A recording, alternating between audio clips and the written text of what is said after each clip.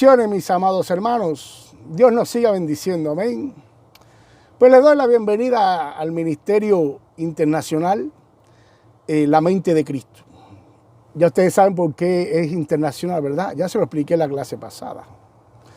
Pues sí, hay muchos hermanos de diferentes países que se benefician, se alimentan de la palabra de Dios por medio de este canal. Amén. Este canal es de Dios. Siempre lo he dicho, ¿verdad? Pues hermanos, estamos estudiando lo que es la salvación, la soteriología, ¿verdad? Algunos hermanos enseñan que la salvación es un regalo inmerecido por el hombre. Yo no me gusta utilizar estos términos, porque la palabra de Dios nunca me dice eso. Y también como que dejo entrever de que yo me merezco otras cosas de parte de Dios. Digo que no me merezco la salvación, pero sí otras cosas, ¿ves? Y realmente yo no me merezco nada. Yo por lo menos no me merezco nada. Siempre estoy clamando, siempre estoy buscando de su misericordia. Ni me atrevo a hablar de su justicia, su misericordia, Señor. ¿Ok?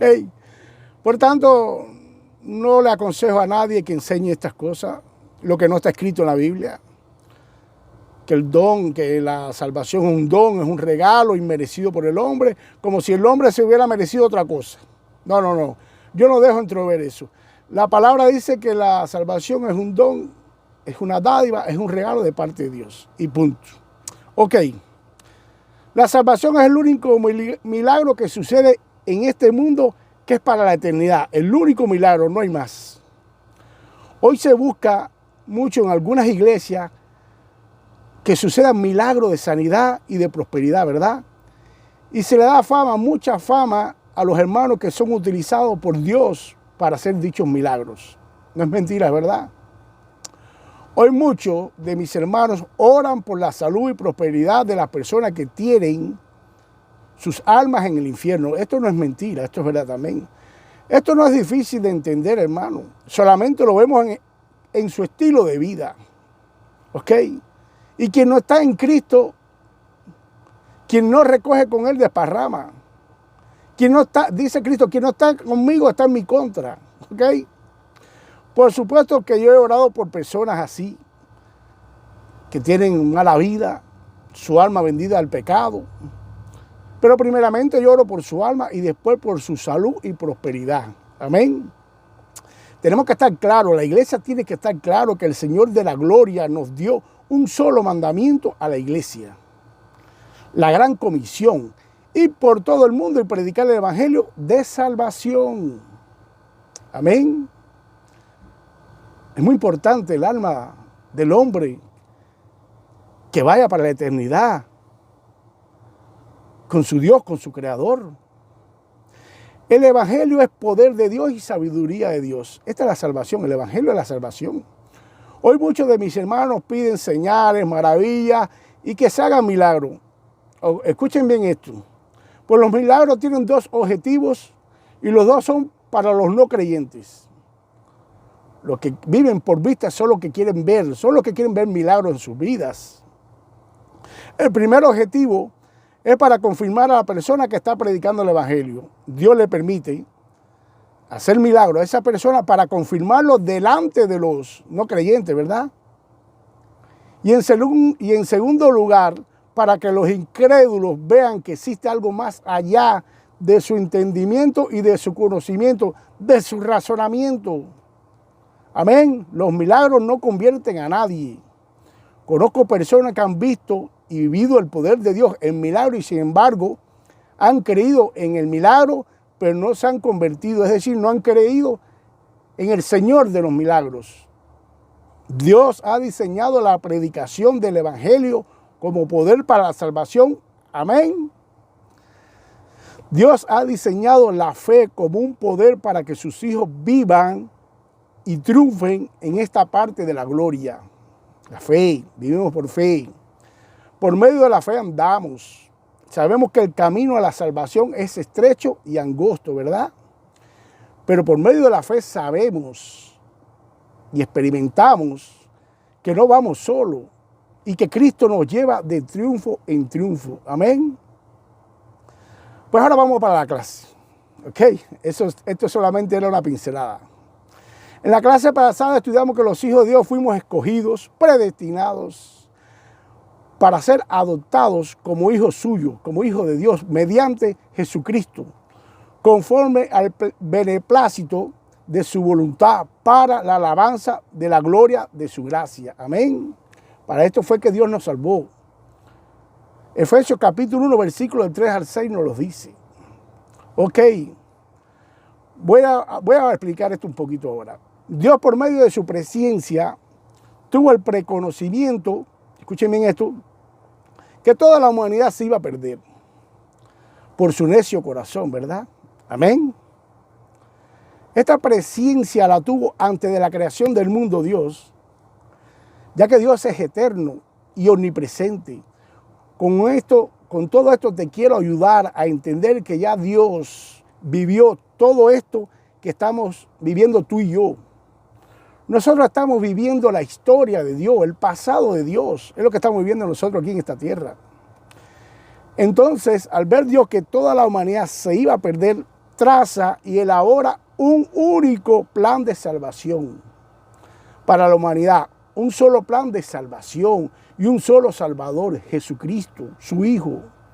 Este plan y este Salvador, Dios lo echa a andar antes de la fundación del mundo.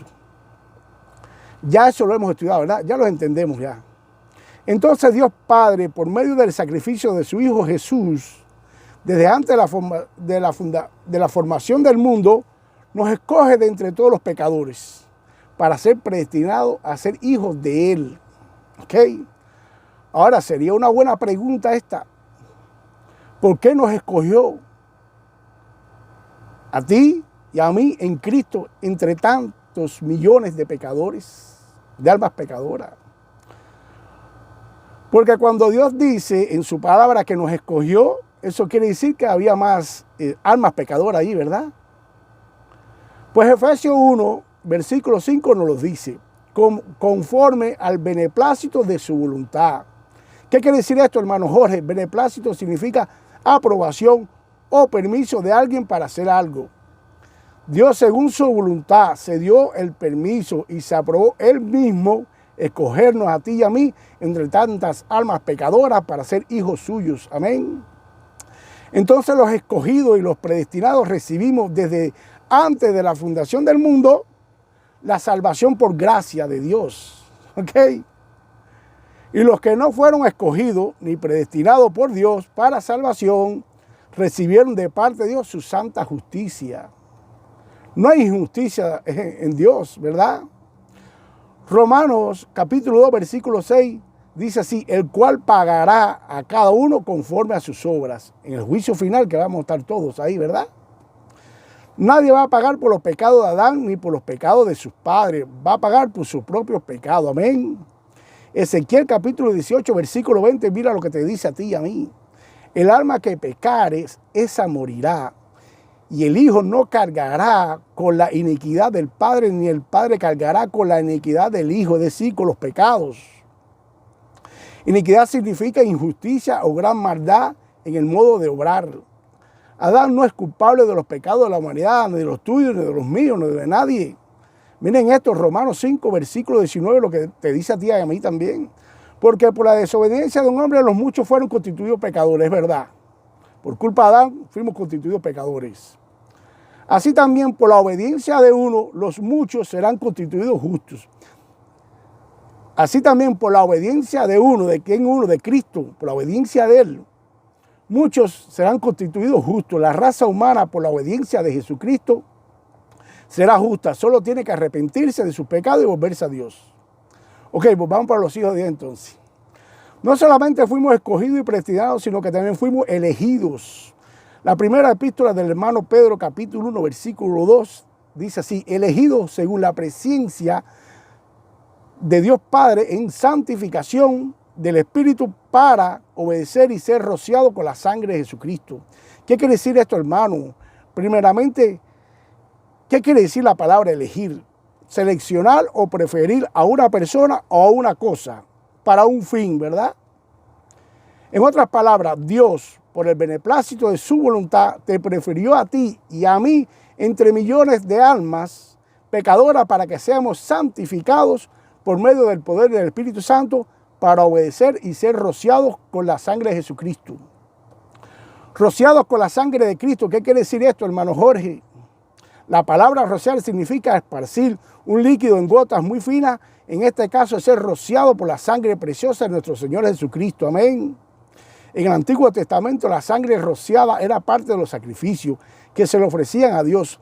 Éxodo 29, versículo 21, mira lo que dice. Dios le ordena a Moisés rociar con la sangre del sacrificio y con el aceite de la unción a Aarón y a sus hijos, y así quedarían santificados, es decir, dedicados al sacerdocio, apartados para el servicio de Dios. Hoy los hijos de Dios no estamos rociados con la sangre de un animal, ni nos rocía un hombre, como en el Antiguo Testamento. Todo esto era la sombra de lo que había de venir. Hoy los hijos de Dios estamos todos rociados de pie a cabeza por la sangre preciosa y santa de nuestro Señor Jesucristo, y tampoco somos rociados por manos de hombre, sino por la palabra de Dios que vive y permanece para siempre. Amén. Pues seguimos aprendiendo entonces y recordando más lo que hizo Dios por el beneplácito de su voluntad en nosotros antes de la formación del mundo, ¿verdad? Vamos a seguir. Ya sabemos que fuimos escogidos, predestinados y elegidos desde antes de la formación del mundo. En Cristo. Nunca se olviden que todo esto es en Cristo. En la bendita palabra del Espíritu Santo nos revela que desde la fundación del mundo Dios escribió nuestros nombres en el libro de la vida como salvos. Hermanos míos, pastores, predicadores y maestros han enseñado que Dios, después de escribir nuestros nombres en el libro de la vida, Él puede borrarlos también. Claro que puede, pero no lo hizo. Vamos a ver algunos de los versículos que nuestros hermanos sacan de su contexto y le dan una mala interpretación para decir esto, que Dios borró los nombres, puede borrarlo, no sé, algún invento de ellos. Éxodo 32, versículos del 31 al 33, mira esto. Entonces volvió Moisés al Señor y dijo, ay de este pueblo, ha cometido gran pecado, se ha hecho un Dios de oro, pero ahora si es tu voluntad, perdona su pecado, y si no, bórrame del libro que has escrito. Y el Señor le dijo a Moisés, el que haya pecado contra mí, lo borraré del libro. Pregunto ahora a mis hermanos, ¿este versículo aplica para la iglesia de Cristo? Imposible, de ninguna manera. Isaías 43, mira lo que dice, versículo 25. Yo soy el que borro tus pecados por amor a mí mismo y nunca más los recordaré. Esto no implica, no quiere decir, no apunta de que Dios se hace de la vista gorda y borra nuestra cuenta, ya, borrón y cuenta nueva. No, imposible de ninguna manera que Dios haga esto.